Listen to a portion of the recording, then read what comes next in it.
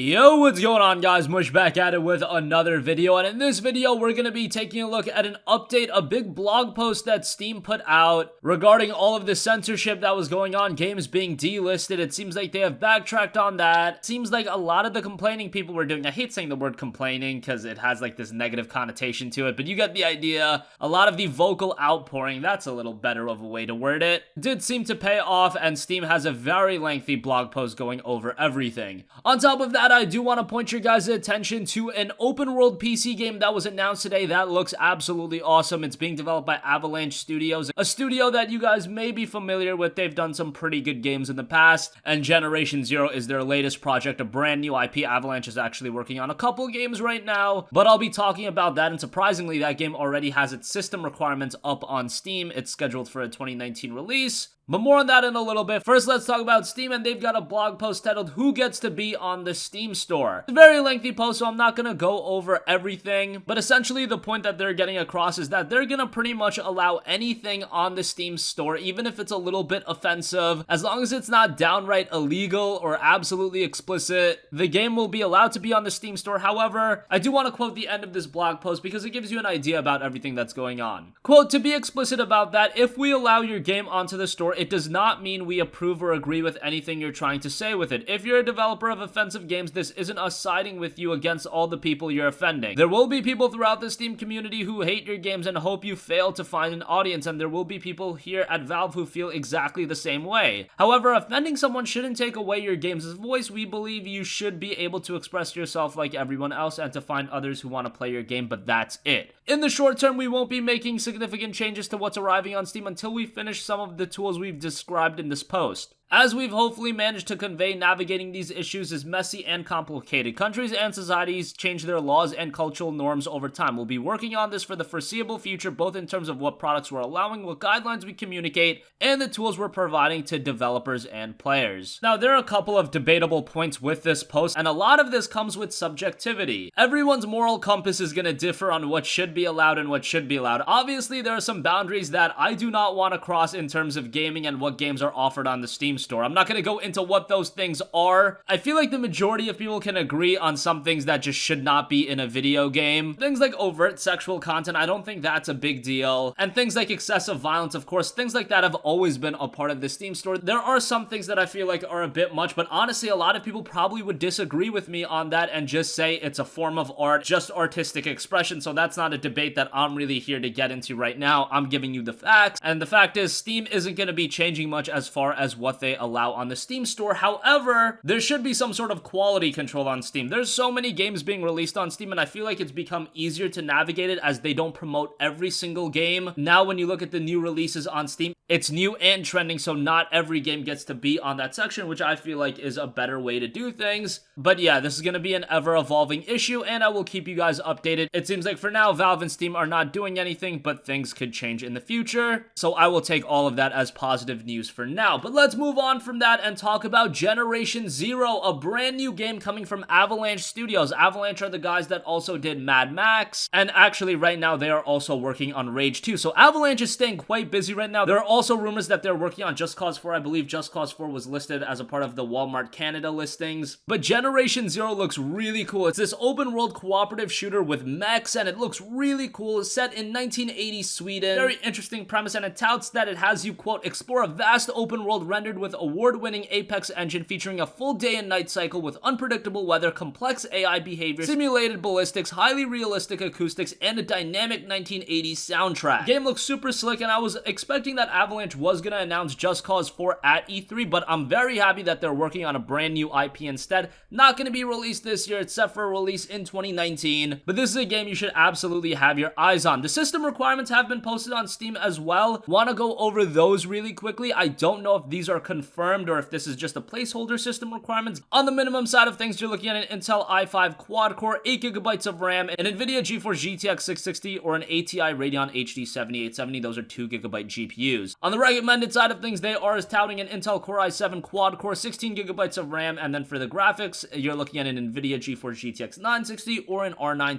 284GB. So honestly, as far as system requirements go, nothing crazy on that end, but Generation Zero was a game that was quietly announced today, and it is gaining some attention right now, but as we head into E3, I feel like this is a game that's going to get completely swept under the rug with all of the other major announcements, all of the other major gameplay reveals, because bear in mind, even as a PC gamer where you don't have that isolated company holding their own show, I know there is the PC Gamer show, but usually that isn't as much of a blockbuster show as, say, the Sony conference or the other conferences that are held. But as a PC gamer, there are so many games that you have to be on the lookout for. Not only Generation Zero, of course, at the Bethesda conference, we're gonna get Fallout 76, we're gonna get Rage 2, which is being developed by Avalanche. We could see a new game from Arcane Studios, the guys that did Dishonored. And then, of course, all of the Microsoft announcements bleed over into PC gaming. Crackdown 3 is said to have been delayed until 2019. Could we be seeing a brand new Halo game? Just expect a colossal amount of announcements in the next week. And that's why I did want to get the word out about Generation Zero, because after all of those colossal announcements, Generation Zero is gonna probably be somewhere in the middle or at the bottom of a lot of people's most anticipated lists coming out of E3. That is gonna wrap up this video, guys. As always, thanks for watching. Let me know your thoughts. I will leave the link to the Steam blog post in the description box down below. I would have a read for yourself. And based on the comments, it does seem to be a little bit divisive. Also, let me know your thoughts on Generation Zero, a brand new co-op open world game coming from Avalanche Studios, a studio that's very familiar with open world experiences.